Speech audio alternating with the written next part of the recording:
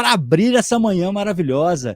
Quero chamar aqui o Josias Oliveira, da Statsoft.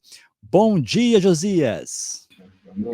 Bom dia, Wagner. É um prazer estar aqui. Muito obrigado pelo convite. Agradeço a BInfo, agradeço a Information Management pelo tempo aqui disponibilizado. Maravilha, Josias, é um grande prazer. Em nome da BInfo e do Instituto Information Management, já deixo aqui a nossa gratidão por você ter aceito esse convite de estar aqui nessa edição com a gente, tá? Maravilha. É sempre um prazer falar sobre esse assunto tão requerido nesses tempos, né? Sim, E tão sim. apaixonante também, que é dados. Maravilha. Josias, antes da gente começar, eu queria deixar aberto aqui para você falar para o pessoal que está nos assistindo quem é Josias Oliveira. Bem, eu estou aqui nesse mercado há pelo menos aí uns 20 anos. Eu me formei em matemática lá na USP, em São Carlos. Depois fui buscar o meu mestrado em estatística lá na Unicamp. Antes de concluir a minha dissertação, o mercado já puxou, puxou para o início de carreira ali, em empresas de consultoria e de tecnologia, e acabei me tornando rapidamente um profissional que entendia muito de como aplicar dados, análise de dados, para grandes negócios. Ora eu estava na Petrobras, ora no Banco do Brasil, ora na Vale, falando a respeito de como reduzir risco na operação de produção de pelotas de minério, e assim vai. Então, eu guardo aí no meu histórico boas oportunidades que aproveitei para aplicar conceitos de dados. Hoje eu estou Maravilha. Hoje eu estou como gestor de uma empresa de tecnologia para a América Latina, chamada Statsoft. É uma empresa americana com sede em Tulsa, nos Estados Unidos, e que agora faz parte do guarda-chuva aí da Tíbico. Fantástico, Josias, é um prazer. E o palco agora é seu, tá?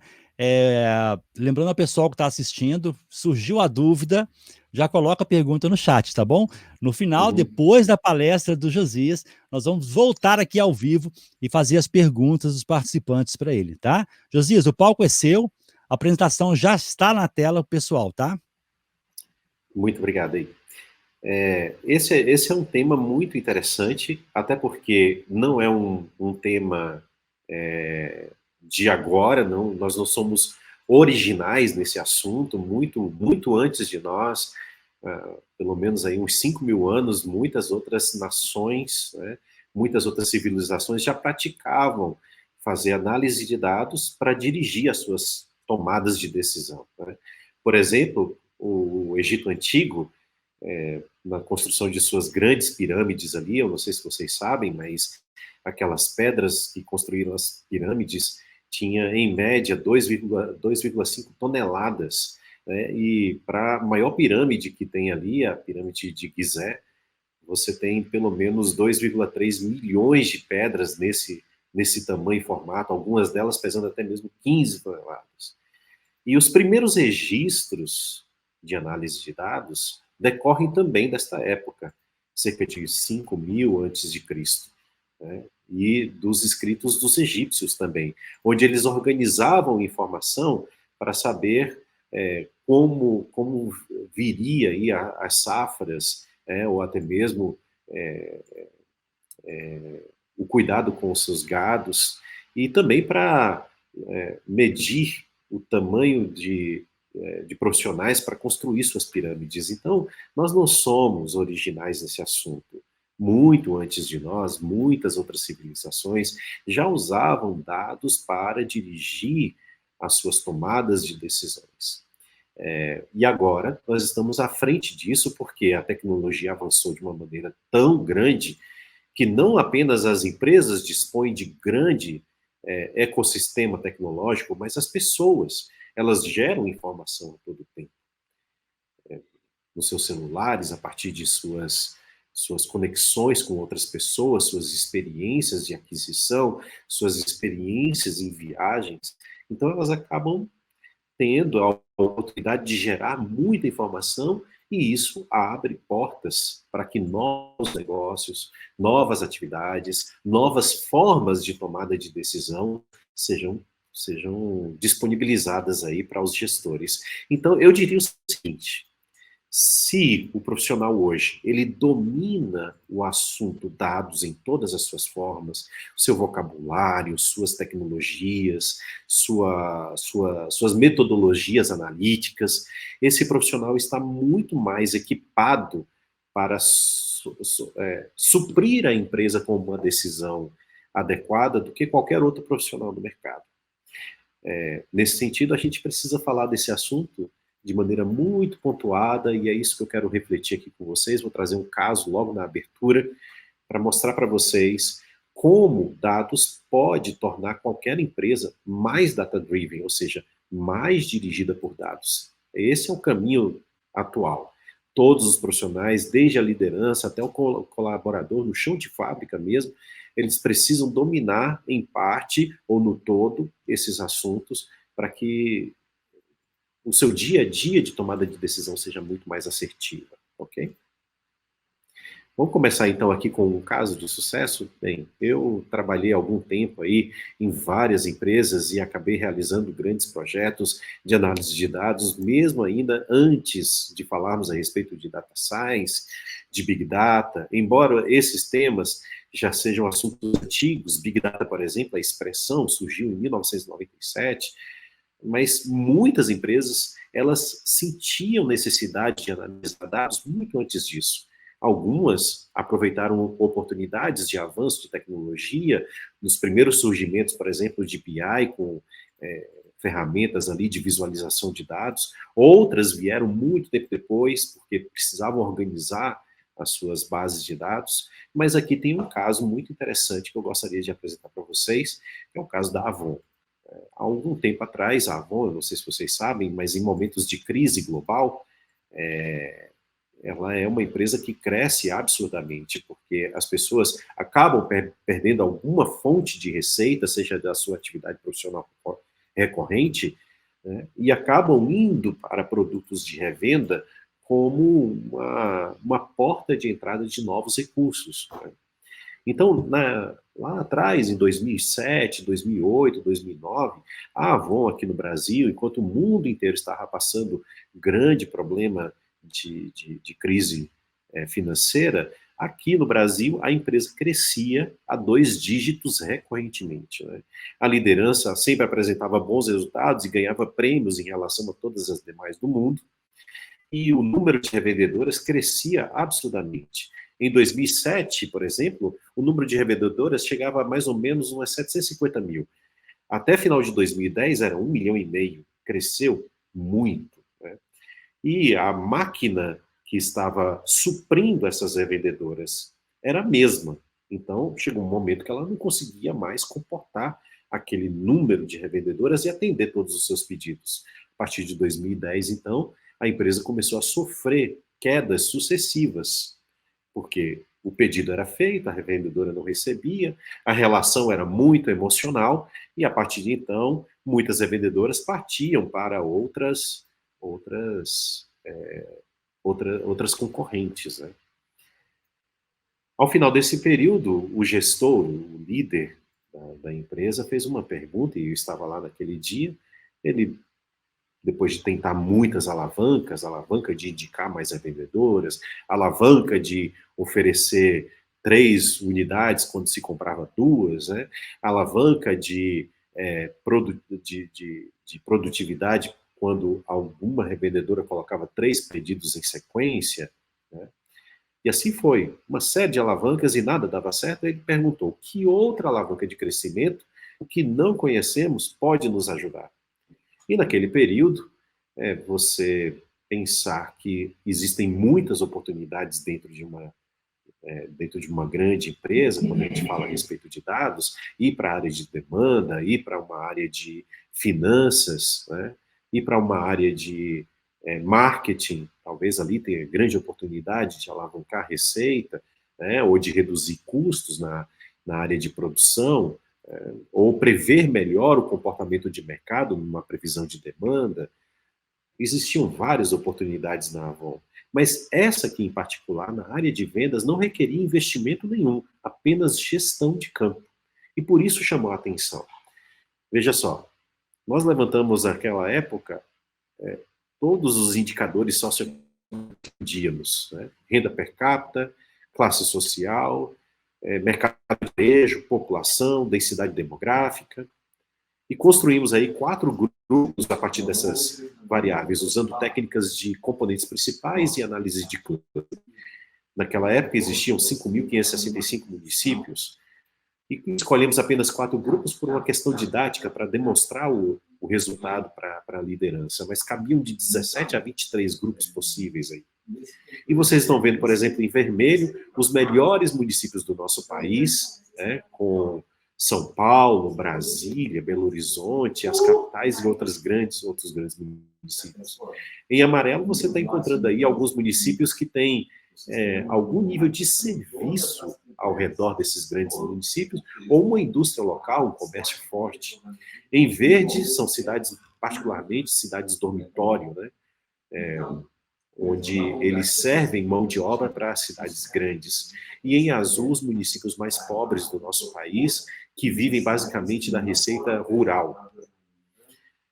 A partir disso, você tem aí os principais indicadores socioeconômicos de cada um desses grupos. Por exemplo, no primeiro grupo aqui, você vai ter quase 50% da população lá, e representando 149 municípios grandes do nosso país, com 52% da população sendo feminina, 322 habitantes por quilômetro quadrado, 97% era urbana, 87% alfabetizada, 38,5% da classe A, e o restante da classe B, C, D e E, né?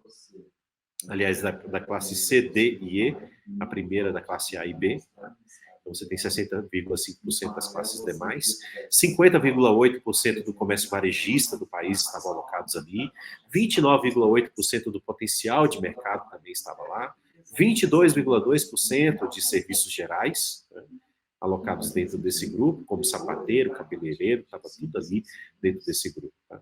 Então, no percentual total do país, 22,2% estava ali. E você tem no grupo G2 outros indicadores ali, mostrando as características desse grupo do ponto de vista socioeconômico, né? E no grupo G3, mas eu chamo a atenção do grupo G4, que é a população mais pobre, que tinha aí cerca de 7% da população, né? E mais ou menos 2.600 municípios nesse grupo, 49% da população é feminina, 7 habitantes por quilômetro quadrado, então era mais difícil encontrar pessoas ali.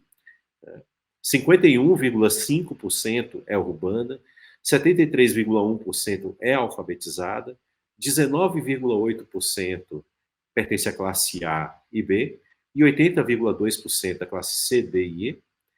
6,1% do comércio varejista de todo o país está ali, 9,5% do potencial de mercado para a Avon, que é mercado de catálogo, estava ali naquele grupo, né? E 20% de serviços gerais. Quando você compara esses grupos e esses indicadores socioeconômicos com os indicadores do negócio, nós encontramos isso aqui. Tá? Então, 56, quase 57% dos pedidos da Avon naquele período, em 2010, estavam nesse grupo maior, o grupo G1. Né?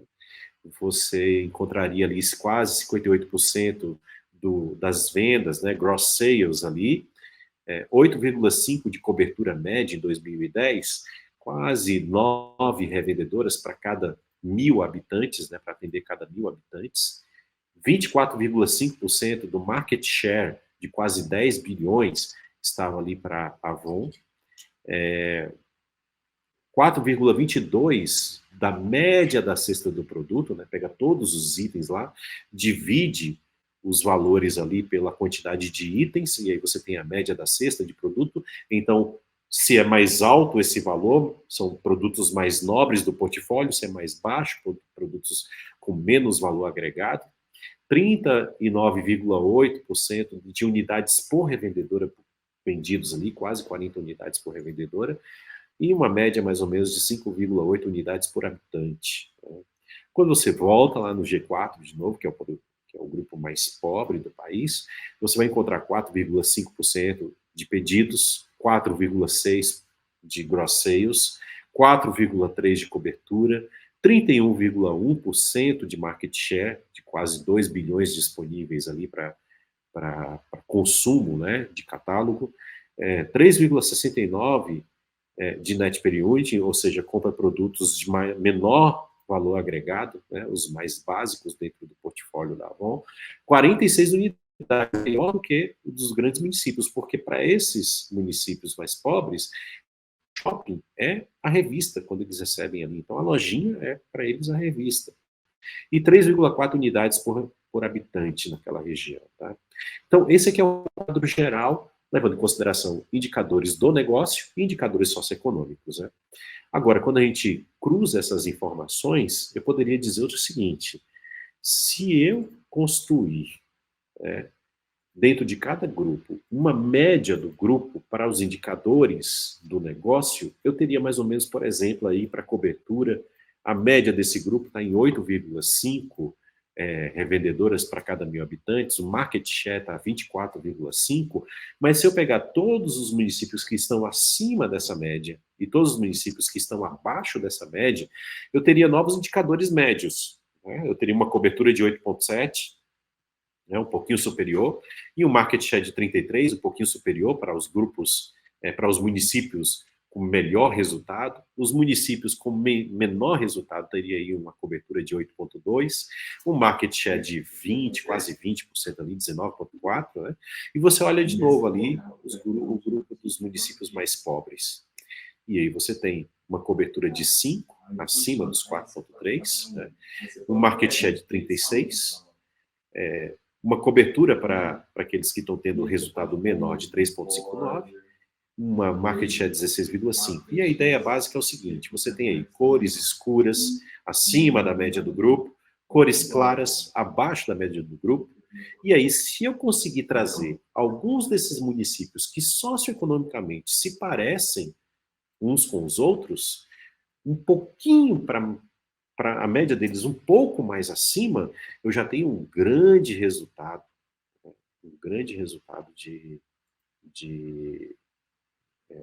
de recurso financeiro. Né? Olha, por exemplo, aqui nesse mapa. Logo aqui em cima, você tem Piracicaba, e nesse indicador aqui, o market share, ele está abaixo. Do lado, você tem Limeira, que pertence ao mesmo grupo socioeconômico, então eles deveriam ter resultado similar, mas em market share, Limeira está acima. A gente vai procurar, então, o motivo desse market share mais baixo. Então, a primeira coisa que a gente olha aqui é a cobertura. A cobertura em Piracicaba tem a oportunidade, eu posso ampliar o número de revendedoras ali e eu já teria um bom resultado. Já aqui em Limeira, eu não tenho problema com isso. Então, por isso que ela está trazendo um resultado melhor, porque eu tenho um número de revendedoras maior do que o normal para esses municípios desse mesmo grupo socioeconômico. Né? Net Periund, média da cesta de produtos. Os dois municípios têm oportunidade aqui. Então, talvez se eu ensinar essas revendedoras a vender produtos mais nobres dentro do portfólio, certamente eu vou conseguir um resultado melhor ali de resultado financeiro no fechamento do período. Né? E o ticket médio? Bem, o ticket médio não é um problema para Piracicaba. As revendedoras que estão ali vendem um ticket médio acima do esperado, até mesmo porque tem poucas revendedoras, né? Não existe disputa de mercado ali. E Limeira está abaixo, tem uma oportunidade ali também para aumentar o ticket médio. A Avon, como todas as outras empresas de venda direta, é o tipo de negócio que faz tudo igual para todo mundo, então eles não estão acostumados a fazer isso para esse município e aquilo para aquele outro município. Mas essa ideia aqui quebrou esse paradigma, mostrando para eles que se eu fizer um pouquinho diferente aqui, um pouquinho diferente ali, muito provavelmente eu vou conseguir um resultado melhor. A partir de então, a gestão de campo ficou em torno desses temas, e esses mapas eram recorrentes, né? A cada 19 dias no fechamento de uma campanha, eles tinham um novo recurso para poder estabelecer uma nova estratégia, e dentro dessa estratégia, toda a companhia estava ali sustentando o grupo de campo na realização da estratégia. Então, por exemplo, municípios que tinham net period mais baixo, como é o caso aqui dos dois municípios, vamos enviar, então, uma equipe de treinamento para ajudar essas revendedoras a trabalhar melhor o seu portfólio. orientar a gerente que cuida daquela região ali e daquele grupo de revendedoras a treinar melhor suas revendedoras para apresentar produtos de maior, produtos mais nobres dentro do portfólio.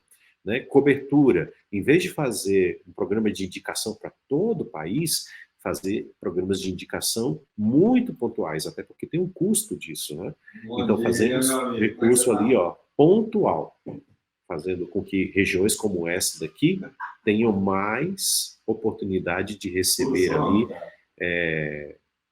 revendedoras daquela região, né?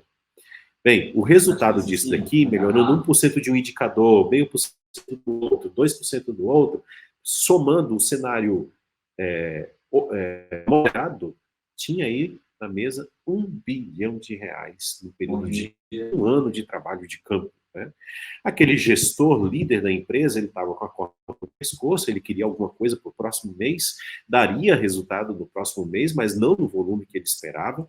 E aí ele saiu da companhia, outro assumiu o seu lugar, uma visão mais inclinada para análise de dados. Quando ele viu esse projeto, emplacou logo na primeira oportunidade e o resultado não podia ser outro. Né? Ele teve lá um ganho, apresentou um resultado para a matriz de 55% do lucro líquido global da empresa. Ou seja, o Brasil sustentou praticamente naquele período o lucro global da empresa. Né? Então, esse é o tipo de atividade que a gente elabora e trabalha com o objetivo de tornar a empresa mais data-driven. Olhamos para os dados e tomamos a decisão. Para isso acontecer, tem muita coisa por trás. Tem um bastidor enorme de tecnologia, de pessoas, de processos, né? A característica comum de análise de dados é que ela educa o processo, ou seja, todo o tempo as pessoas estão executando atividades processuais para um determinado fim que vai se conectar com outras finalidades do negócio e produzir valor para o mercado. E esses processos, muitas vezes, eles precisam de certas correções. Muitas vezes eles precisam até ser mesmo documentados, porque está na cabeça das pessoas. Dados, análise de dados, educa esse processo. Ele formaliza ele.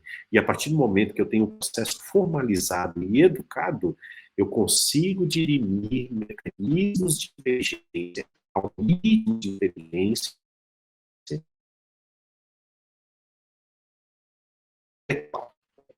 adequado. O fato, então, é que agora nós somos aí pouco mais de 8,1 bilhões de pessoas no mundo, com 66% dessas conectadas à internet. Né?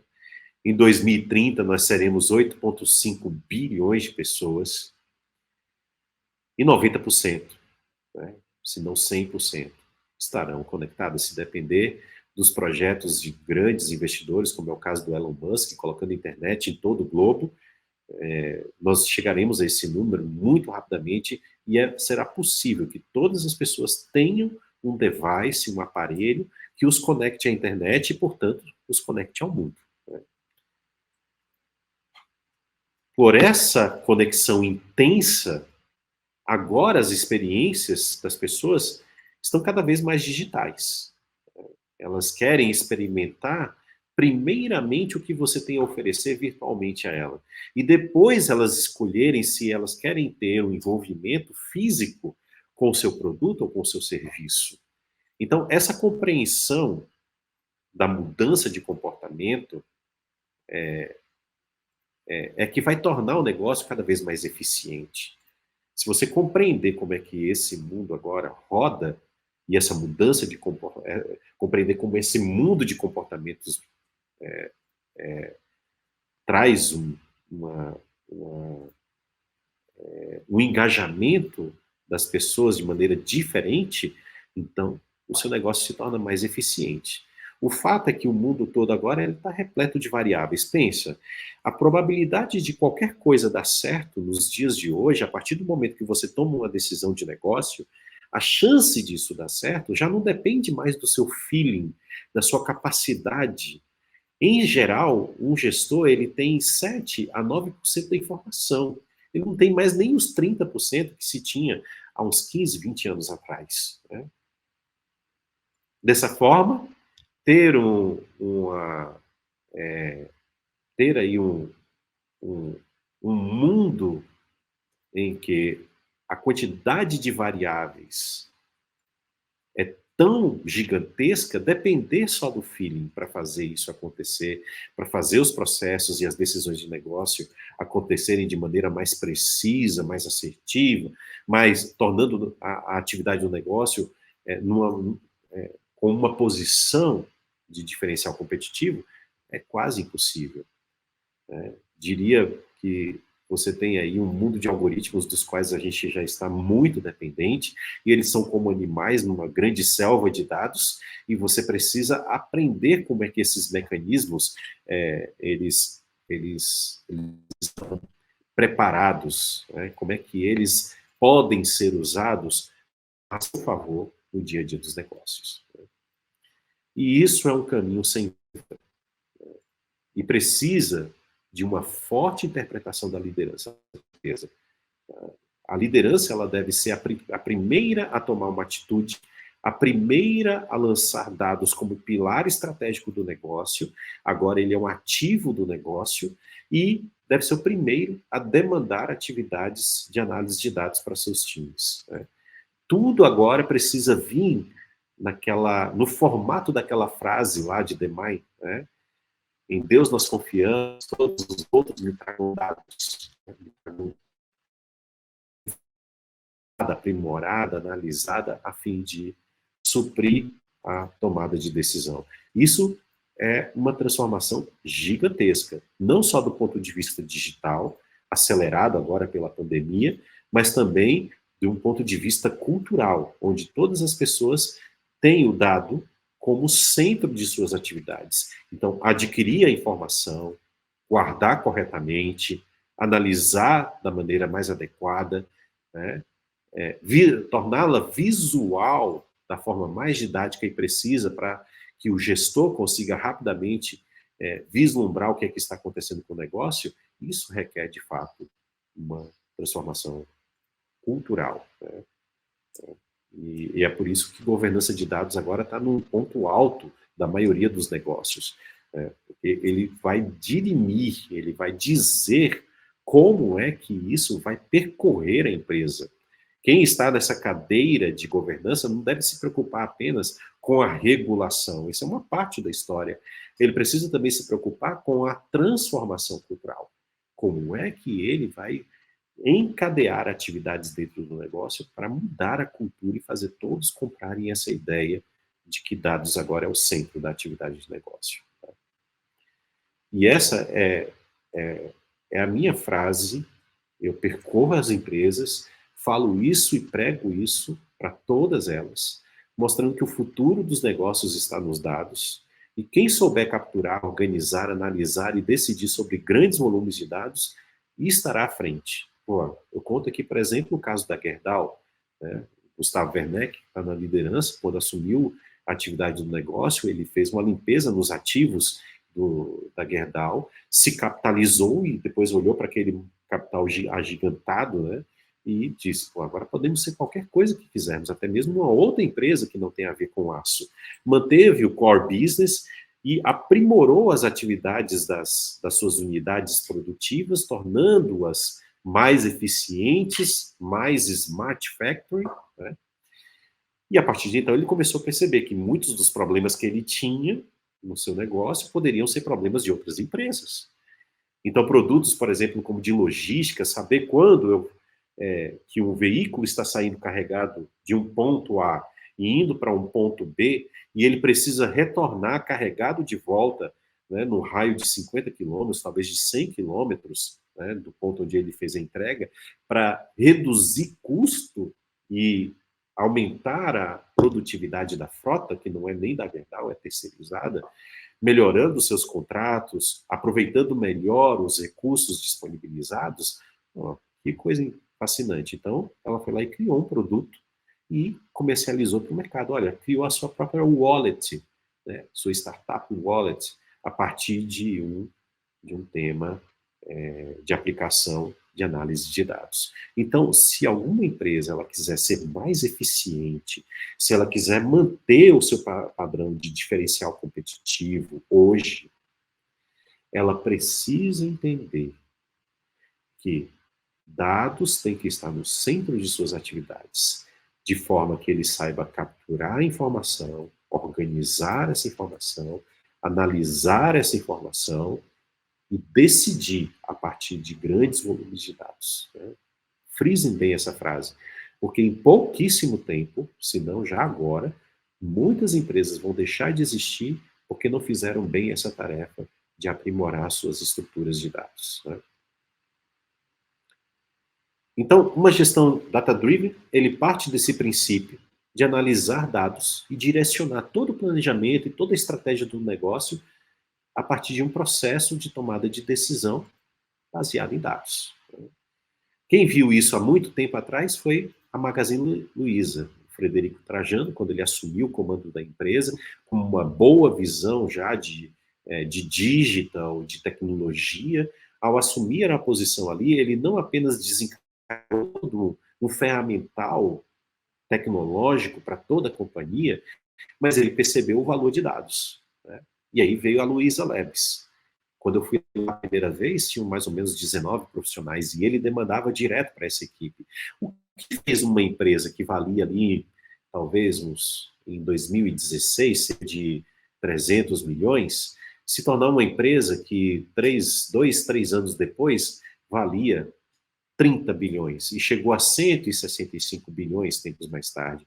Hoje ela ainda está em torno de 10, 12 bilhões de valor de mercado, mas ainda é bem diferente do retrato que se tinha ali em 2016. O que fez uma empresa crescer tanto? Não foi só seu posicionamento de mercado, foi a sua capacidade de analisar dados e oferecer para o seu público uma experiência melhor, né?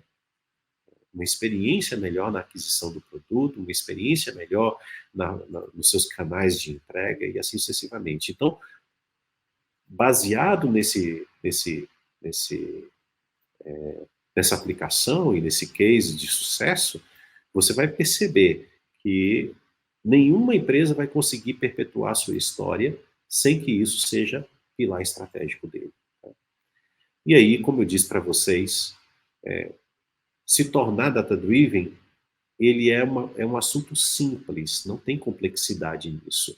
Desde uma padaria até uma grande empresa bilionária, você vai ver que existem tecnologias, metodologias e aplicações que tornam possível executar tarefas que dirigem o negócio a partir de dados.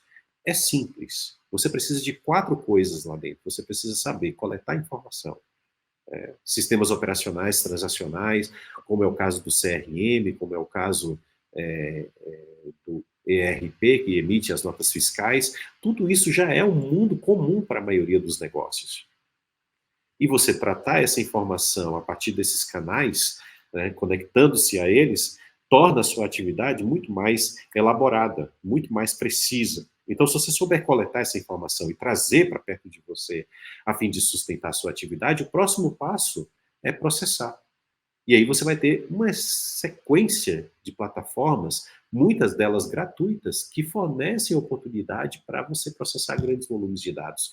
Como eu disse, desde uma padaria, né, você pode fazer isso dentro de uma ferramenta de Power BI ou dentro de uma ferramenta do próprio da Microsoft, o próprio Excel, né, muito simples, e todo mundo já está bem habituado a utilizar ferramentas como Excel. Né? Mas você consegue executar essas tarefas, coletar, processar e depois vem analisar. Eu quero projetar, por exemplo, o que é que eu vou ter de consumo no próximo mês, dada a quantidade de vendas. Não é nem o que eu produzi. O que eu produzi muitas vezes é acima daquilo que o mercado necessita, para eu não perder oportunidades, né? Ou então eu estou abaixo do mercado porque eu não estou prevendo que vai haver uma demanda lá na frente. As notícias rodam de todas as formas e fazem com que você tome uma atitude diferente. Aí o processo melhor. Analiso essa informação e depois eu suporto a tomada de decisão a partir de uma visualização mais precisa, né? Aí você vai ter uma infinidade de soluções para executar essa tarefa. Mas, basicamente, eu tenho aí 4 macroatividades que são essenciais para tornar qualquer empresa mais data-driven, né? E o desafio de tudo isso é criar um processo de desenvolvimento de metodologias analíticas que desencadeiem o acúmulo irrefreável de conhecimento. Porque a partir do momento em que você começa a analisar dados, o seu conhecimento, que era baseado no feeling, ou daquele empreendedor que conhecia aquele negócio como ninguém, ou até mesmo aquele profissional que entrou como estagiário e se tornou o presidente da empresa e conhece aquela máquina porque passeou por várias áreas do negócio, ele é diferente. Esse conhecimento é diferente quando você olha do ponto de vista da informação dos dados, né? E aí, a partir do momento que você analisa aquilo, esse conhecimento ele se amplia, quebrando paradigmas, consolidando velhos conceitos, né, que eram apenas conversa de corredor. Eu acho que aquilo pode ser consolidado com uma análise de dados, pode ser quebrado, né, a partir de uma análise de dados, né? Esse processo de acúmulo de conhecimento do negócio é um processo contínuo. E a partir do momento que as pessoas se engajam nisso, ele se torna irrefreável. Todo mundo vai querer analisar a informação, né? Por testar e experimentar, muitas vezes, a construção de um indicador, a construção de um modelo que toma a decisão sozinho, né? Como é o caso, por exemplo, do PagSeguro, que hoje tem lá o PagSeguro é um pioneiro nos meios de pagamento, mas ele tem lá uma máquina interna, inteligente, que decide sobre os processos de tomada de decisão, né? De tomada de decisão das transações. E ele faz isso automaticamente hoje, né? E essa experimentação contínua vem de uma equipe que está o tempo todo analisando e a cada 30 dias reporta algo novo para dentro dessa tecnologia. Um algoritmo mais eficiente, uma variável que não foi pensada anteriormente, uma forma de enxergar aquele cliente ou aquele nicho de negócio para o qual ele está servindo o meio de pagamento, né? E tudo isso torna essa máquina cada vez mais dinâmica e eficiente, né? Se uma empresa ela quer se manter numa posição de diferencial competitivo contínuo, ela precisa ter essa habilidade de dominar a sua máquina produtiva, atrair dados externos, seja na sua relação com os clientes pela internet, nas redes sociais, seja de birôs de mercado que detêm algum tipo de conhecimento diferenciado, como é o caso do Serasa, da Boa Vista, né? E aí você traz esse aporte de conhecimento externo para dentro das suas atividades de negócio. Bem, mas o aspecto fundamental dessa cadeia, você tem uma construção atrás, como eu disse, o bastidor é grande, né? Para você executar uma tarefa de tornar uma empresa mais data-driven, você precisa primeiramente inserir as pessoas numa grande transformação cultural, né?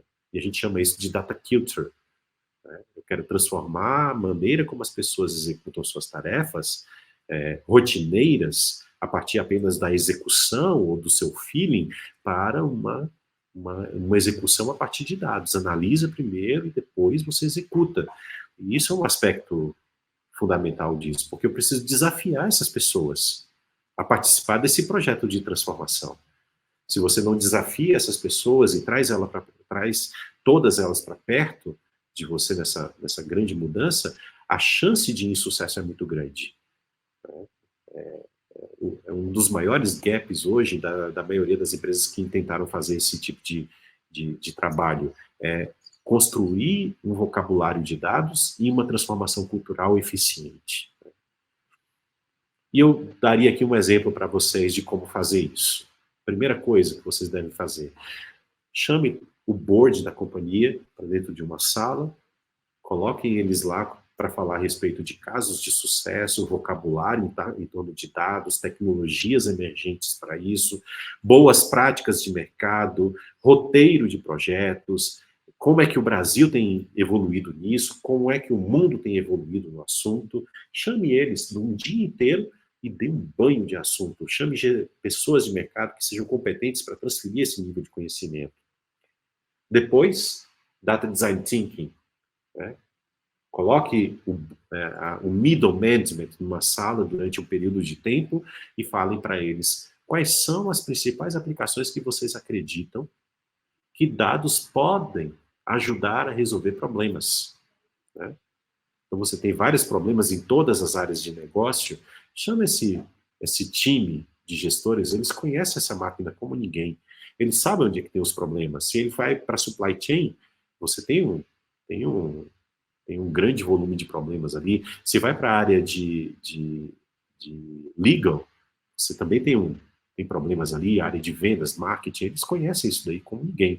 Eu tenho certeza que em um dia vocês conseguem levantar 100 problemas, pelo menos ali, que dados podem ajudar a resolver.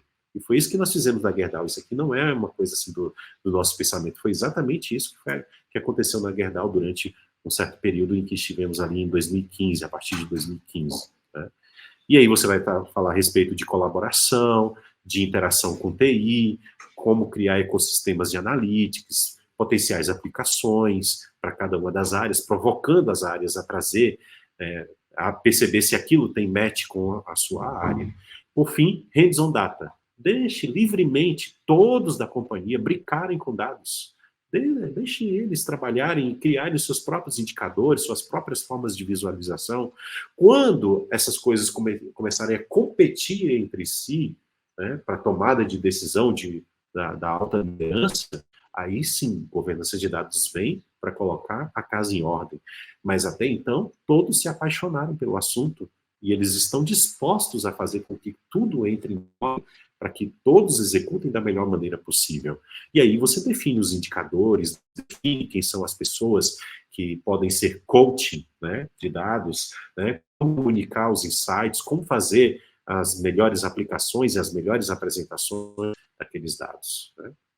Eu diria, então, baseado nessas duas coisas, data-driven e data culture, eu diria que interpretar a sua jornada de dados do momento em que você tomar a iniciativa de trabalhar com isso, até o momento em que você vai começar a colher frutos disso, e até mesmo frutos para aumentar o capital financeiro da empresa, né, com outras atividades de negócio dentro da mesma estrutura, isso tem uma jornada. Eu vou resumir aqui em 5 etapas. Né? Na primeira jornada, no primeiro estágio, você está preocupado com dados, eu quero integrar, eu quero agregar, eu quero transformar.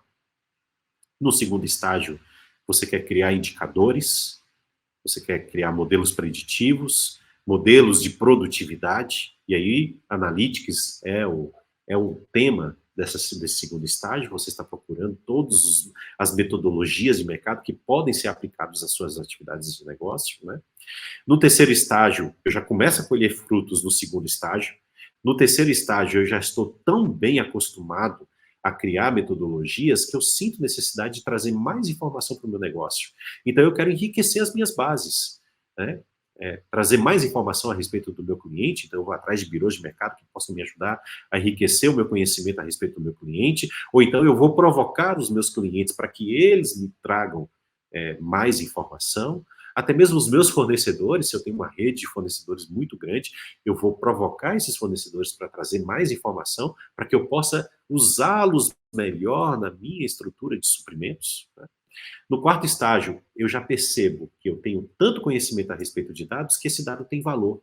Eu posso vender essa informação, posso vender para o meu cliente, é o que acontece na John Deere, por exemplo, que a partir dos seus tratores coleta a informação das colheitas e vende essa informação já analisada dentro de dashboards na palma da mão do agricultor que está lá na ponta.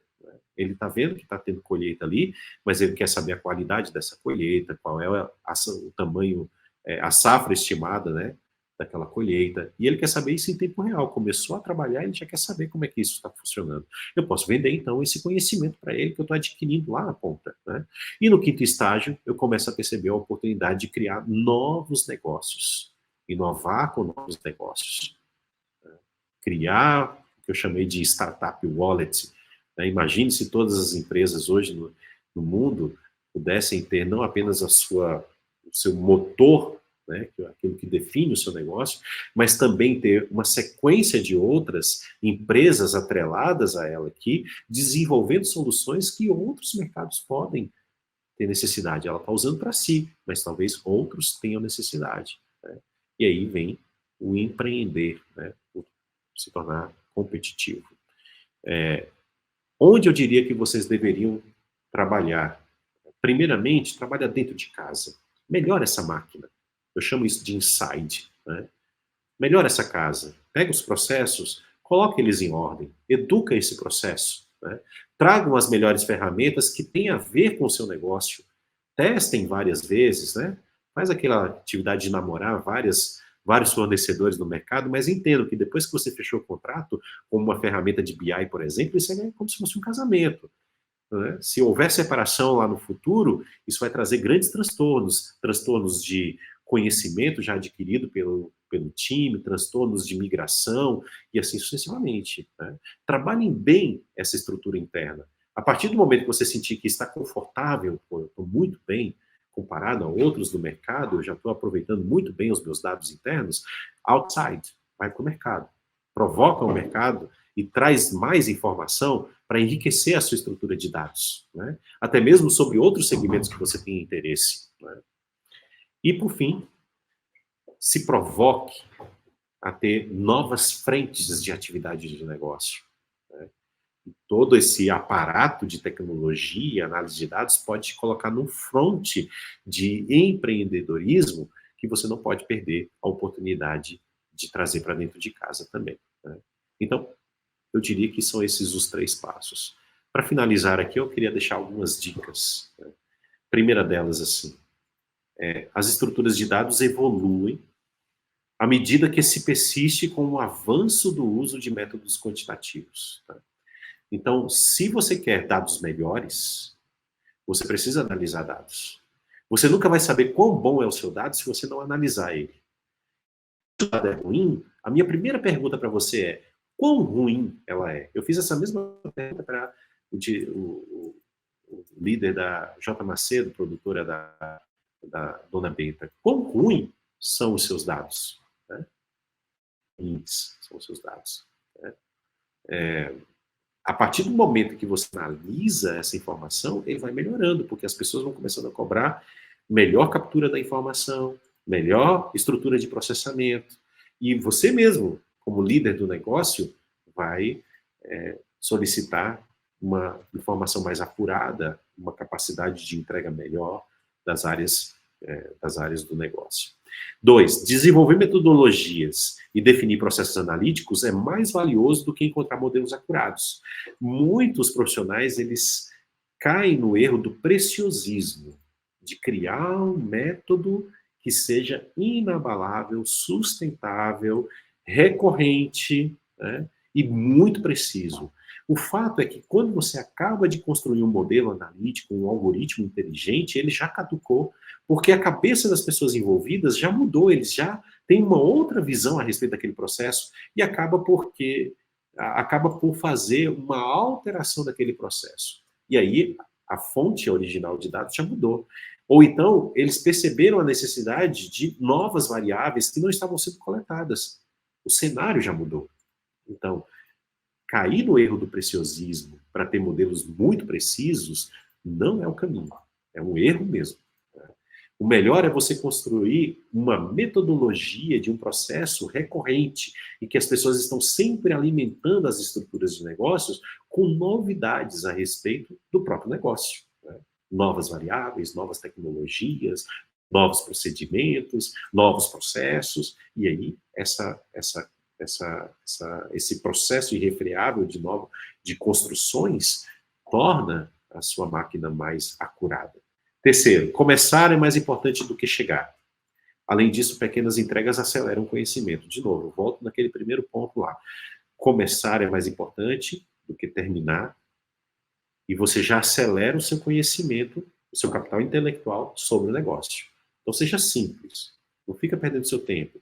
Faça com o que você tem. Se você não tem muito recurso, faça com um. A Cargill, que está aqui, eu estou aqui em Uberlândia agora, a Cargill veio com essa conversa de como começar. Eu falei, contrata um profissional. Se você não tiver recurso para um sênior, contrata um júnior. Você vai perceber que se você deixar ele trabalhar e fizer as perguntas certas, ele vai trazer um resultado que vai impactar toda a estrutura. Tempos mais tarde, eles voltam com um dashboard no celular que mudou completamente a forma de tomada de decisão e leitura de mercado. Então, eles são muito mais precisos em agir no mercado a partir daquele trabalho. Um profissional. Né? Um profissional. Nessa jornada, há muitas alianças essenciais. As mais importantes estão na liderança. Se você é líder, eu espero que você já tenha ganho essa mensagem. Se você não é o líder da empresa, mas está encorajado a enxergar isso como potencial no negócio da empresa onde você trabalha, a primeira pessoa que você precisa encantar é o seu líder. Então, prepare coisas que você possa colocar à mesa dele e ele possa enxergar valor. Eu fiz isso há muito tempo atrás, quando eu iniciei a minha carreira, principalmente na Avon, eu lotava os e-mails dos meus líderes com análise de dados que eram necessários para as atividades deles. Então, essa interação e esse preparo tem um gasto de energia grande, mas é como semear. Daqui a pouco você tem um fruto a respeito. Tá? São processos de negócios que a Analytics transforma. Por isso, tudo começa com um bom mapa do processo. Há um profissional no time de squad de Analytics que agora se tornou indispensável, que é o profissional que mapeia processos. Ele corrige essa atividade ou documenta. Né? Se você tiver o processo, você vai saber exatamente onde empregar um relatório, onde empregar um KPI, onde fazer ali o ajuste para um algoritmo decidir mais eficientemente. Né? Então, se você tiver um mapa do processo todo organizado, você vai saber exatamente onde colocar toda a informação. Esse foi um projeto que eu fiz no banco da Ecoval, por exemplo. Né? Nós colocamos ali todo o mapa do processo do circuito de tomada de decisão de crédito para recebíveis. Né? E quando a gente teve um mapa, todo mundo era unânime. Olha, eu quero KPI aqui, eu quero relatório daqui, e agora a gente quer um modelo analítico nessa outra ponta. Estava tudo preciso e organizado. 90% dos problemas de negócios se resolvem com análise descritiva, que é o mais básico de estatística. Por isso, pense simples. O mato é muito alto ainda. Tá? Então, quando você fala a respeito de média e variância, isso já resolve um monte de problemas dos negócios. Um gráfico de histograma já ajuda a tomar decisão. Você já sabe como é que está a distribuição daquilo. Então, nesse trabalho, eu espero que essas dicas ajudem você a tomar uma posição de começar o seu trabalho. Tá? Então, fica aí o meu contato para vocês e agora eu estou aberto para questões. Wagner. Excelente, Josias, maravilha, boa apresentação, parabenizações aqui no chat. E o Daniel Sestari, desculpa, está perguntando, bom dia, Josias, esse estudo da Avon está disponível em algum lugar? Não, não está, mas eu vou deixar esses slides, já está aqui com a Information Management e vou publicar no meu perfil no LinkedIn, se você quiser acesso. É só chegar lá e você vai pegar esse material lá. Tá? E também eu acho que eu fiz uma breve apresentação desse tema no YouTube. Então, eu vou colocar o link lá também para você acessar. Maravilha. Então, lembrando, pessoal, gente, conexão é tudo. Já entra no LinkedIn do Josias e já se conecte a ele, tá? Uhum. O Pedro Dias está perguntando, excelente apresentação. Você deu exemplos de grandes empresas, Avon, Gerdau e outras. Mas é possível que pequenos negócios possam usar recursos como estes e se tornarem data-driven? Eu comentei durante a palestra que até mesmo uma padaria, ela consegue se tornar mais data-driven usando Excel. A partir do momento que ela tem as suas estruturas de aquisição de informação, como, por exemplo, notas fiscais de compras, notas fiscais de vendas, tudo isso é importante, todo mundo tenta buscar uma forma de não ter esse tipo de dado, mas a partir do momento que ele percebe que há um grande valor nisso, a sua máquina produtiva pode se tornar muito mais excelente a partir de análises como essa. Então, sim, existem tecnologias disponíveis para todo tipo de negócio, seja ele grande ou pequeno, e elas são escaláveis. Se você contratar algum serviço hoje de uma pequena ferramenta, como é o caso de Power BI, que custa $10 ao mês, né, você consegue escalar isso rapidamente se o seu negócio crescer. Fantástico. Estão perguntando aqui, mas é para mim, tá? Se a apresentação Tá? vai ficar gravada. Vai sim, gente, vai ficar gravada. Inclusive, vou colocar para vocês aqui no chat o YouTube. Todas as edições, elas são disponibilizadas no site do Instituto Information Management, tá? Então, Instituto Information Management. Vou colocar o link do canal. Se inscrevam no canal, ok? Já entra lá, né, se inscreve no canal, porque assim que os vídeos forem sendo postados, vocês vão recebendo aí as notificações, ok? Então fiquem sempre atentos aí a esse canal que eu estou colocando no chat agora. Maravilha. Vamos lá, pergunta cadê? Subiu. Pedro Dias, uma nova pergunta. Eu sou uma empresa de pequeno ou médio porte. Por onde você acha que deveria começar? Empresas de pequeno porte, supondo aí que você tem aí um conjunto de talvez 50 profissionais, a primeira coisa que precisa ser feita, mapear os processos. É muito comum a gente visitar empresas de pequeno porte e não ter estruturas de processos bem desenhadas, bem documentadas, né? A partir do momento que você tiver esses processos bem documentados, fica muito mais fácil você empregar modelos analíticos para prever, por exemplo, demanda, né? Quanto material eu preciso comprar para aquilo. Hoje você tira esse indicador aí da sua própria cabeça, né, do seu filho, porque já está no mercado há muito tempo, mas eu ouvi uma frase do CEO da Pascoaloto, né, em uma agência de cobrança aí no mercado. A gente fez uma proposta para ele lá para trabalhar dados, ele saiu da sala e depois ele voltou. Eu vou fechar, porque eu conheço essa máquina aqui como ninguém e hoje estou errando muito. Eu imagino quem está abaixo de mim, quanto está errando. Então, eu diria para você que primeiro mapeamento do processo, depois você vai para a parte mais de coleta de informação e siga aquela sequência, né? Eu preciso coletar melhor a informação de produção. Daqui a pouco, os profissionais vão ganhar gosto por isso e querer coletar mais informação a respeito do seu processo. Uma máquina produtiva, por exemplo, eu quero saber a temperatura. Se ela não solta essa informação, vou sensoriar ela. Né? Isso é um bom... Excelente, Josias. Para a gente finalizar aqui, o Daniel Sestari colocou o seguinte, olha. Cadê? Ele perguntou se você tem alguma dica para evitar o over-engineering, né? Mas aí ele continua uma pergunta aqui, eu vou fazer ela de uma vez. Ainda nessa linha de over-engineering, não entrega de valor, já vi projetos que foram bem feitos, mas, na minha opinião, a especificação do problema, solução, não foi corretamente feita. Daí o projeto foi entregue, mas depois de um tempo parou de ser usado. Penso que a etapa de BIS Understanding deveria ter sido melhor feita, mas aí cai na questão de gastar muito tempo no design da solução. Como lidar com isso? Olha só, esse é um ponto em que a metodologia é mais importante do que a entrega final, certo? Então, se você tem uma capacidade de criar protótipos rapidamente, testar esse protótipo e assegurar que a empresa ela vai ter retorno desse produto final, se ele for finalizado, né, você vai garantir que as pessoas estão muito mais antenadas na construção desse protótipo. Porque, muito provavelmente, alguém teve alguma ideia ali e achou que isso poderia ter um impacto. Cria um protótipo. 3 semanas de trabalho, no máximo, estourando 3 semanas de trabalho. Já sai ali no papel de pão o que você teria como resultado se ele fosse empregado para toda a companhia.